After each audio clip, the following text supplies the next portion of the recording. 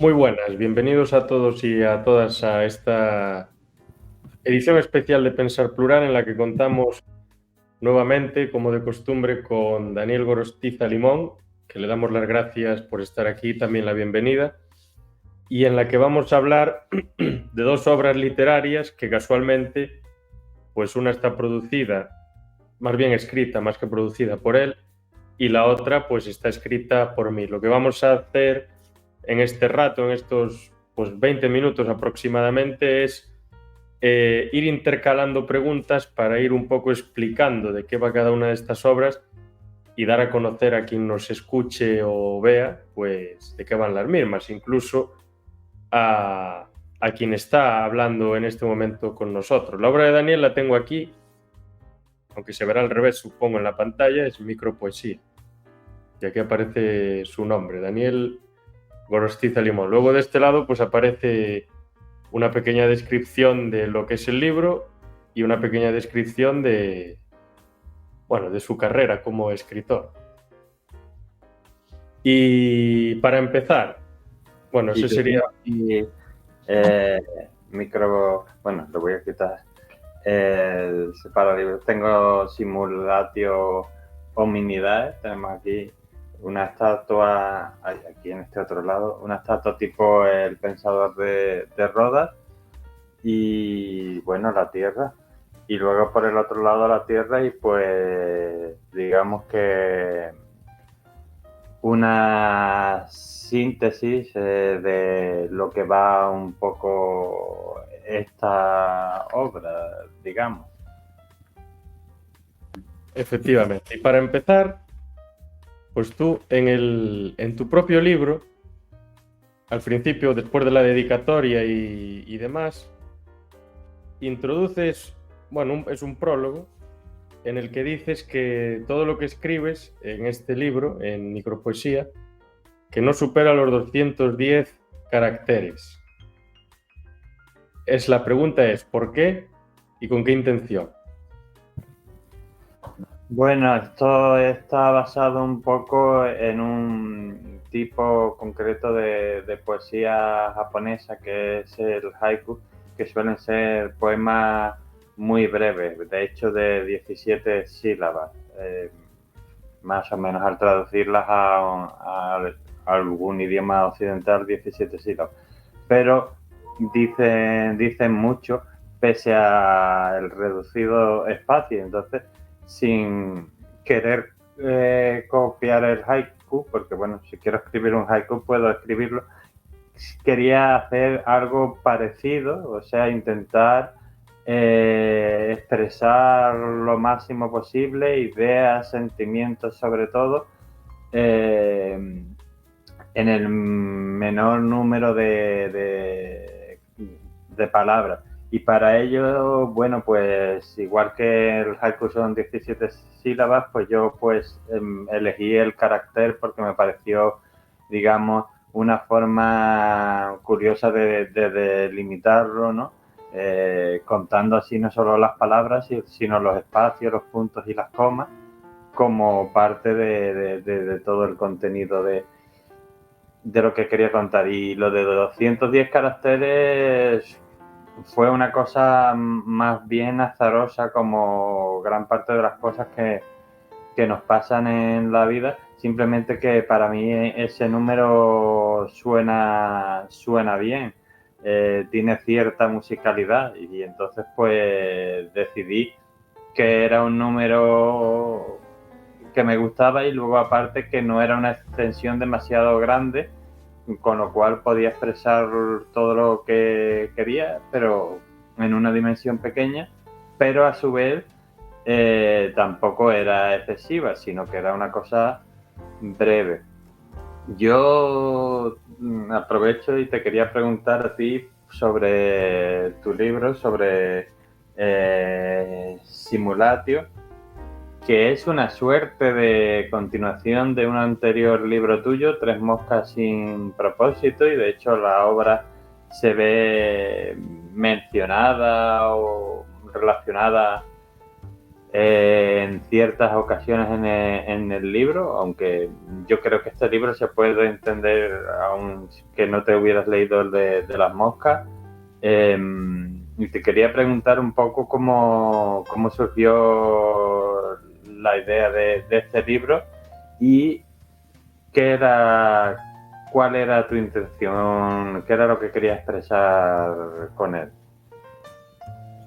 Pues la idea principal no tiene mucho que ver con lo que acabó siendo el libro, porque al principio mi idea era hacer así una novela que fuese un metarrelato, un metacomentario sobre la primera obra, la de Tres moscas sin propósito, pero lo único que yo quería era pues dividirla en 6, 7 u 8 capítulos, y en esos capítulos pues 2 personas que estaban en un salón de juegos jugando a la ruleta o algún juego de estos, pues a partir de sus conversaciones triviales, pues iban un poco hablando y analizando lo que era este libro y comentándolo entre trivialidades y entre estupideces, básicamente. Y luego pues llegaban a ciertas conclusiones y demás. Pero cuando empecé a escribirlo, al segundo capítulo, al capítulo y medio, pues empecé a pensar en que se podía hacer todavía más complejo, y aparte en ese momento me surgió otra idea bastante inspirada en lo que es el planeta de los simios, de una aventura de un grupo de simios que son capaces de hablar, que están persiguiendo una trama secreta y un montón de historias de las instituciones de allí. Entonces como que le di un vuelco radical y mezclé una cosa con la otra. Y al final me di cuenta, después de haber acabado el libro, después de haber acabado esta novela, que respondía de alguna, bueno, más bien no respondía, que formulaba de alguna manera una de las preguntas tan importantes que Immanuel Kant lanzaba en su filosofía, la que formulaba el libro o Simulatio Humanidae, viene a ser la de qué es qué puedo conocer más que es la realidad. O sea, la pregunta es ¿qué puedo conocer? Y el libro Simulatio Humanidae lo que hace de alguna forma es, a través de todas esas capas de simulaciones que están interconectadas, pues ir reflexionando sobre el estatuto de las cosas que nos rodean, si es que realmente nos rodea algo, y ver lo fácil que es que se disuelvan y se conviertan en nada, porque al final, para el que no lo haya leído, pues una pequeña pincelada, y es que hay demasiadas máquinas generando demasiadas proyecciones que en la vida cotidiana parecen reales, pero que una vez que se escarba un poco, la realidad, pues ese estatuto de realidad se pierde un poco. Y entonces, pues es básicamente eso, o sea, más bien sobre la marcha que sobre otra cosa, aunque la idea de hacer esa metanovela estaba ahí.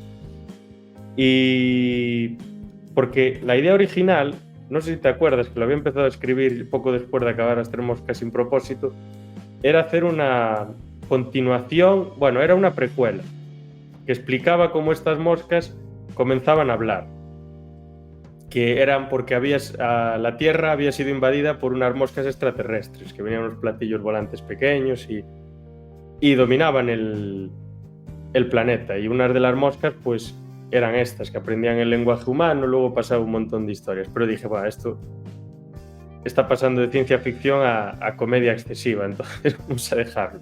Parecía una película de alienígenas de los 60, entonces dije, no, deja, saca de ahí.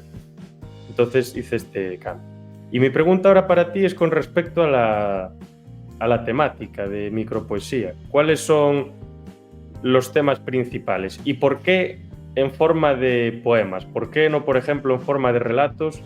¿O por qué no, por ejemplo, en forma de novela o en forma de una obra de teatro, de lo que sea? O de diálogos o de lo que sea.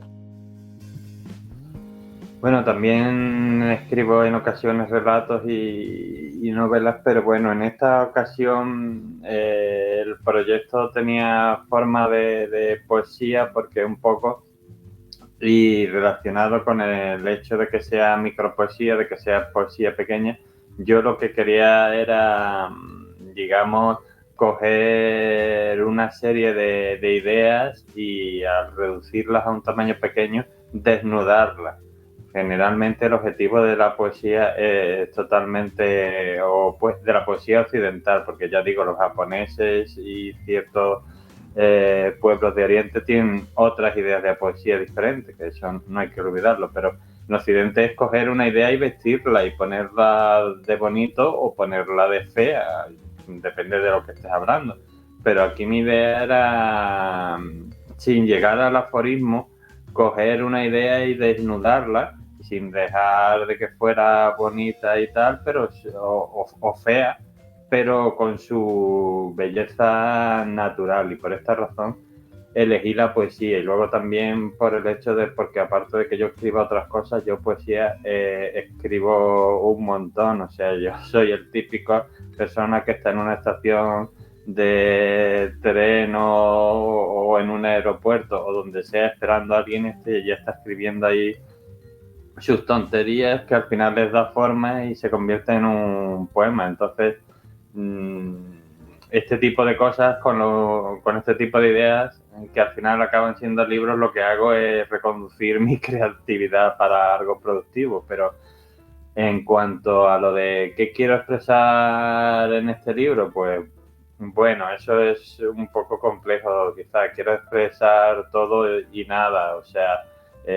lo que pienso, lo que siento, y también para mí la literatura es en cierta forma terapéutica en todos los sentidos de la palabra, porque dado que por mucho que aprenda no soy capaz de entender a la humanidad, o sea, hay cosas que puedo entender, ciertos fenómenos naturales, y los estudias o lo que sea, y los puedes entender. Incluso puedes entender idiomas, puedes entender cosas, pero la humanidad en sí, pues como me parece algo todo totalmente ilógico, irracional como ente, por decirlo así, pues eso a veces me produce cierto desazón que digamos que curo con la literatura, y así a veces pues intento transmitir tanto lo que pienso como lo que siento, como intento explicarme a mí mismo una realidad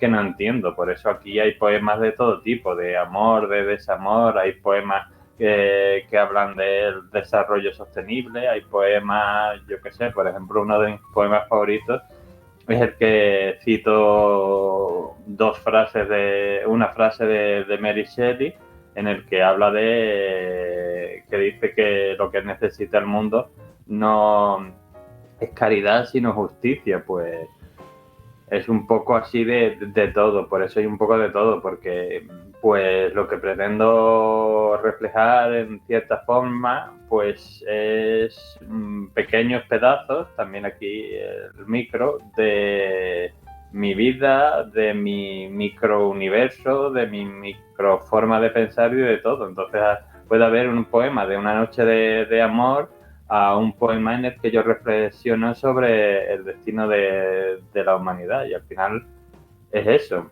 Intentas transmitir lo que piensas y sientes, pero también explicarte a ti mismo la realidad, que a veces es difícil de entender. Y yo, por otro lado, quería preguntarte una cosa que me ha parecido bastante curiosa del libro, porque aquí presentas, bueno, hablas de muchas cosas, pero a mí me ha interesado mucho el tema de... Hay 3 razas que presentas tú aquí, que son los gatos siderales, los simios, que bueno, como buenos amantes del planeta de los simios, raro me parece que no aparecieran, y las moscas gigantes. Yo quería que me explicara cómo surgen, he dicho 3 razas, las moscas gigantes, los simios y los gatos, sí, esos eran.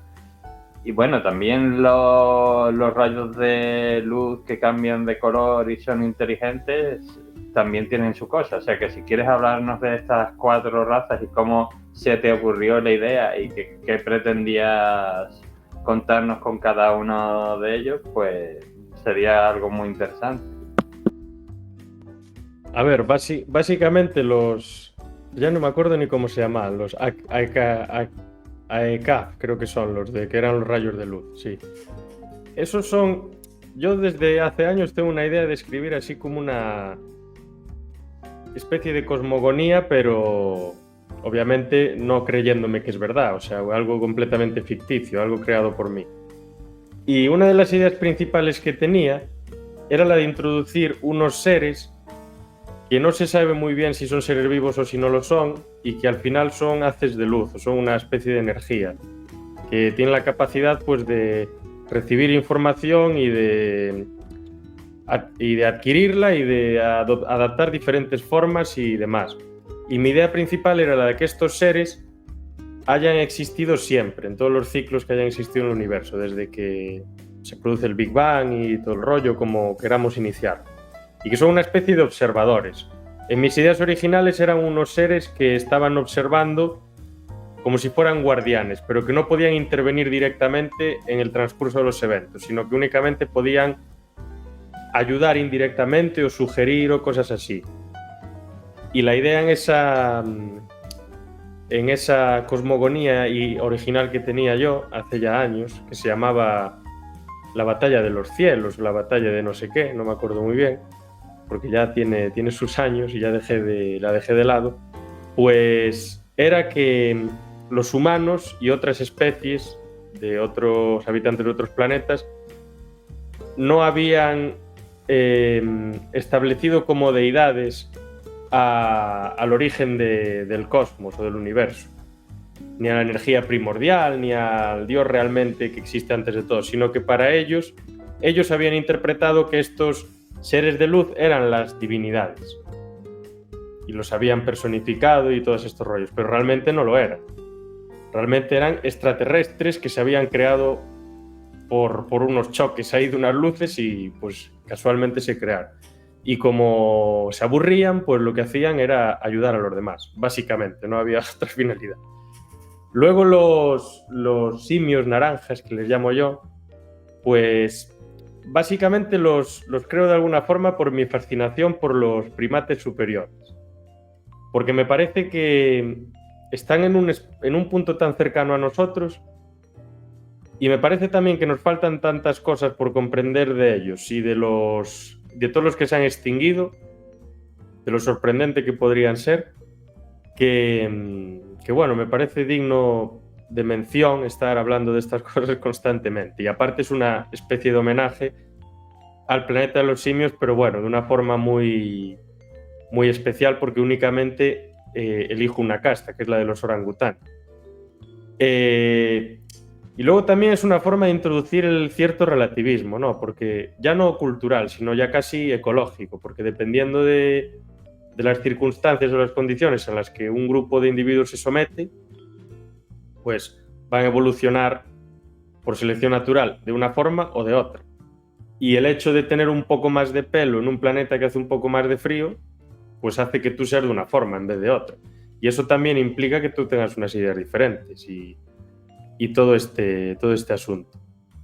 Y lo de las moscas gigantes, básicamente, pues es una referencia a las moscas del primer libro y también una maduración de esa idea que tenía, de esas moscas extraterrestres. Y es una suerte también de exploración de esa dialéctica, ¿no? Del amo y el esclavo. Porque las moscas gigantes son las esclavas, pero sin el amo ellas no llegarían a ser amas de sí mismas, porque no tendrían inteligencia. Entonces, claro, ahí uno se plantea, ¿pero quién es el malo aquí? Los que las crean, que son estos científicos chiflados, ¿no? Que hacen cualquier cosa, que son estos gatos, que son unos científicos que solo quieren hacer ciencia, es lo único que les interesa. La moral y las cuestiones éticas le dan igual, ciencia. Solo buscan la eficiencia. Lo demás no vale para nada. Y la pregunta es, ¿estos son malos o no? Porque gracias a que ellos modifican estas moscas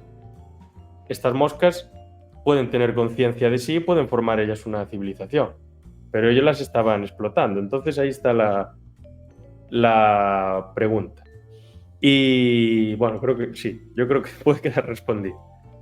Y por mi parte quería preguntarte si tú consideras que lo que escribes en esta obra, en micropoesía, siempre es poesía 100% pura, o tú crees que cuelas algún aforismo en forma de poema. Porque a mí al leer alguno me lo pareció. Obviamente no tiene nada de malo, es tanto tan válido como lo otro. Hombre, todo puede ser. Yo he intentado que sea todo poesía, pero claro, cuando tú reduces una idea o un sentimiento a lo mínimo, pues a veces quedan convertidas en lo que viene a ser un aforismo. Pero bueno, también parte de la idea de que la palabra en sí puede ser bella sin necesidad de adjetivos. Es también dependiendo del que la lea. Quiero decirte, para mí la palabra libro ya es algo positivo, igual que para otra persona puede ser negativo, simplemente por decirla, no puedo añadirle y decir es un gran libro, pero ya por el hecho en sí.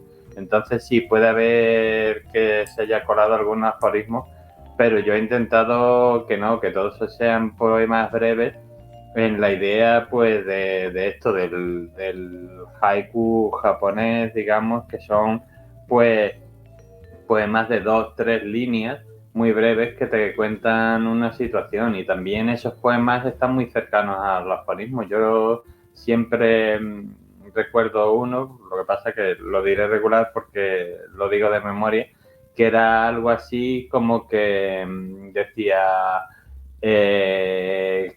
caminante, no olvides de contemplar las flores en tu camino, pues el destino es incierto. Que si tú lo escuchas así, pues es una historia de un caminante que va por un camino y ya está, pero en realidad lo que te está hablando es de la vida. El caminante es una persona que está viva, el destino es incierto, es que no sabes hasta dónde va a llegar tu vida o cuándo te vas a morir y tal y cual. Lo que en el fondo te está diciendo el poema es que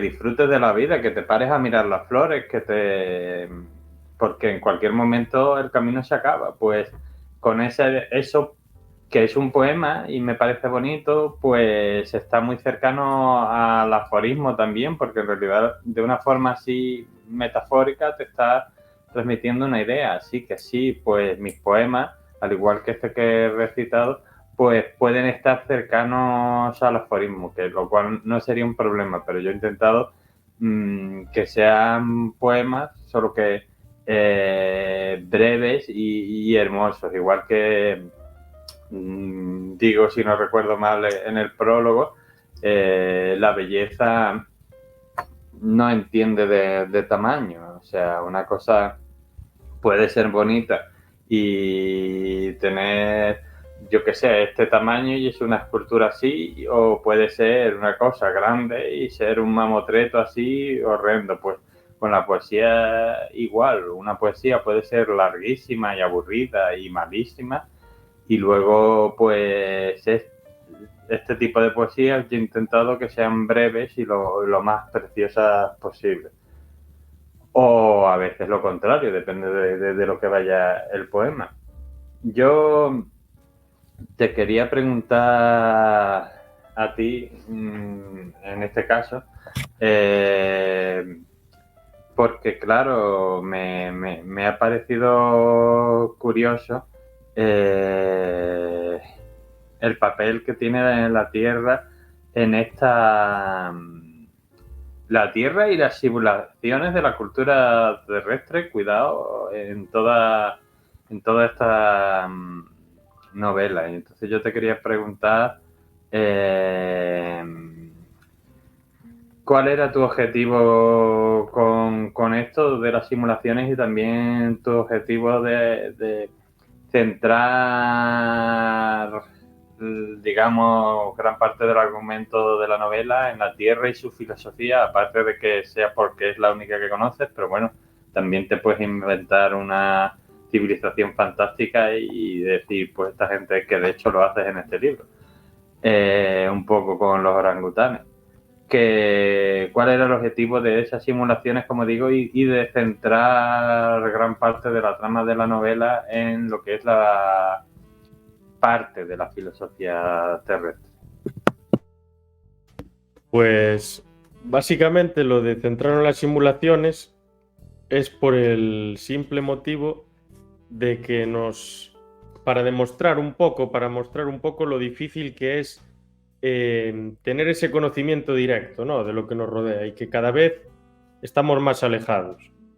Cada vez estamos más alejados del entorno natural, de las experiencias directas, del contacto directo, del mundo más empírico, y cada vez nos estamos haciendo más dependientes de las máquinas. Y necesitamos las máquinas pues para todo. Ahora mismo tenemos una serie de máquinas que nos colocamos en los ojos y podemos tener una experiencia increíble. Podemos estar en la Edad Media peleando con espadas, podemos ser boxeadores sin hacernos daño, podemos incluso hacer ejercicio sin salir del salón y pareciendo que realmente estamos haciendo ejercicio. Podemos estar en un bosque en la India sin salir de nuestro salón y sentirlo realmente, no verlo en la tele, sino sentirlo como propio. Y eso estamos hablando del año 2024, lo que estamos haciendo. Tenemos una cantidad de herramientas que nos permiten pues hacer casi de todo, bueno, casi de todo no, pero hacer una cantidad enorme de cosas sin movernos desde casa, sin movernos del sofá.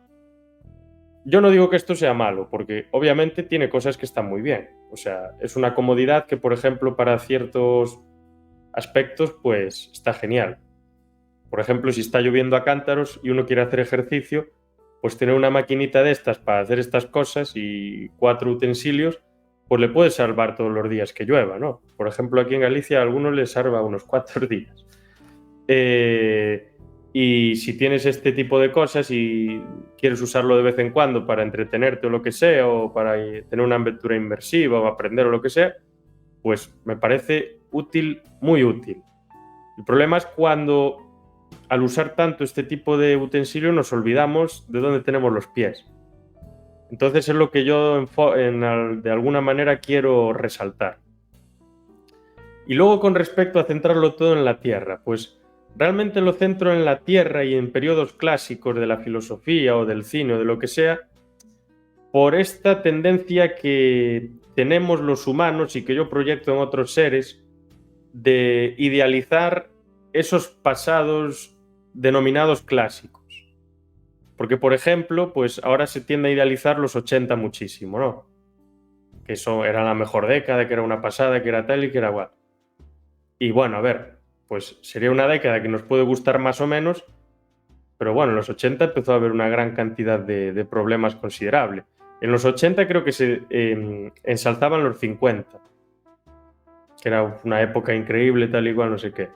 Claro, a lo mejor dentro de 20 años ensalzamos los 90, y los 90, pues a los que lo vivimos o vivimos el 2000, pues nunca lo llegamos a ensalzar. Lo empezamos a ensalzar luego de vivido, y solo vemos las cosas buenas. Y esto lo proyecto yo en otras especies y en otras civilizaciones, como, bueno, pues como ellos no, en mi novela, no fueron capaces de desarrollar todo eso, porque no tuvieron tanto tiempo de maduración, pues entonces dijeron, esto es lo mejor, es el culmen, no hay más que hablar. Y como los filósofos nos hartamos a decir que todo está dicho y que lo único que estamos haciendo es remover lo ya removido, entonces los filósofos de otras especies y de otras civilizaciones dicen, pues todo está dicho en la Tierra. Lo único que vamos a hacer nosotros es un estudio historiográfico de lo que ya está dicho. Nada más. Y es básicamente por lo que lo rescato. Y ahora mi última pregunta para ti, que ya llevamos casi media hora, es si estás pensando en escribir algo más que tenga que ver con micropoesía o algo completamente distinto, en otro tipo de género literario o de lo que sea. Y si está próximo o le queda bastante tiempo. Bueno, a ver, la respuesta que te voy a dar es un poco, como a ti te gusta, filosófica, y va a ser un sí y un no. Porque de hecho, sí, mi idea es hacer, no tengo claro si una trilogía o cuántas, pero hacer 2 mínimo, posiblemente 3, no más. Eso digo ahora, porque a lo mejor luego digo pues 4. Pero en principio entre 2 o 3, contando ya con esta, novelas de micropoesía, no se llamarían micropoesía. De hecho, el siguiente, más o menos tengo el título que puede cambiar, pero sería microversos. Lo cual tiene además varios significados, no solo versos pequeños, sino universos pequeños. Pero bueno, ese sería posiblemente, pero eso va a tardar más. Ya he escrito algunos poemas, pero eso se va a prolongar en el tiempo. El libro que más probablemente saque antes, y no tardará mucho, yo espero que en un año como mucho, es la continuación de una novela que yo escribí hace bastante tiempo, que se llama Tres mujeres en un mundo cambiante, volumen 1, pues ahora sería Tres mujeres en un mundo cambiante, volumen 2, que es una continuación y no, porque realmente tal como lo he planteado, te puedes leer el segundo libro sin haberte leído el primero, y te puedes leer el primero sin tener que leerte el segundo, porque realmente, como lo que hago es contar, al igual que en el libro anterior, las vidas de diferentes mujeres que sí, que es verdad que pertenecen de una misma genealogía, pero es como si cuento la vida de tu abuelo, luego la vida de tu padre y después la tuya. Realmente no tienes que leerte ninguna de las dos anteriores para conocer la tuya, y tampoco al leerte la de tu abuelo necesitas. Entonces es una continuación porque son personajes, algunos que han aparecido en el libro anterior y tal, pero que aquí se cuentan historias diferentes, se cuentan historias de... Si en el primer libro era, digamos, la bisabuela y la abuela, pues en este se cuentan las historias de la madre y de la hija. Y ese será el libro que voy a sacar siguiente, esta novela, esta continuación de la novela, donde hablo un poco de la historia del siglo XX y con un poquito de realismo mágico. Y en cuanto a lo otro, pues sí, ya estoy escribiendo algo, y en principio, si no cambio de idea, se llamará Microversos. Y entonces yo, aprovechando aquí también que tú me has hecho esa pregunta, y a modo también de conclusión, porque, bueno, algunos hemos tenido la suerte de haber leído Tres moscas sin propósito, luego esta especie de continuación, también continuación un poco heterogénea, en cierta forma. Yo quería que nos contase si pretendes darle una continuación o conclusión de algún tipo a, vamos a llamarlo, a falta de una palabra mejor, la saga de las moscas. Sí, sí, la continuación está ya en curso, se va a titular Miami Waves, Ondas de Miami, y va a suceder en una Miami reconstruida. Y esto va a ser ya ciencia ficción retrowave totalmente. Y va a haber la relación que va a haber entre las moscas y esta última entrega, va a producirse a través de Zembrum, que es la protagonista de Simulatio Minidae, que va a ser un personaje televisivo. Y ahí no digo más. Y va a haber un problema con una serie de robots, y hay otro personaje que va a ser central, pues que se va a ver envuelto en un cuestionamiento constante de qué es lo que tiene que hacer. Y bueno, todo retocado con cuestiones que tienen que ver con la reconstrucción de Miami, porque crece el nivel del mar y hay que hacer un montón de cosas. Reflexiones acerca de la criminalidad en las ciudades, de la densidad de población, cambio climático y todas estas historias. Voy a decir que va a tener bastantes toques de Blade Runner. Pero bueno, creo que no va a ser tan pesimista, aunque lo va a ser también. Y a lo mejor en un año puede que esté lista, o menos de un año incluso. Y esa sería la respuesta. Y pues nada, muchas gracias por este rato hablando de micropoesía, hablando de tu obra. Y bueno, hay que decir que los dos libros están disponibles en Amazon, en formato digital y en formato físico. Ahí los tiene Daniel, nos los está enseñando. Y voy a dejar el link en la descripción también de cada uno de ellos. Pues eso, muchas gracias y hasta la próxima.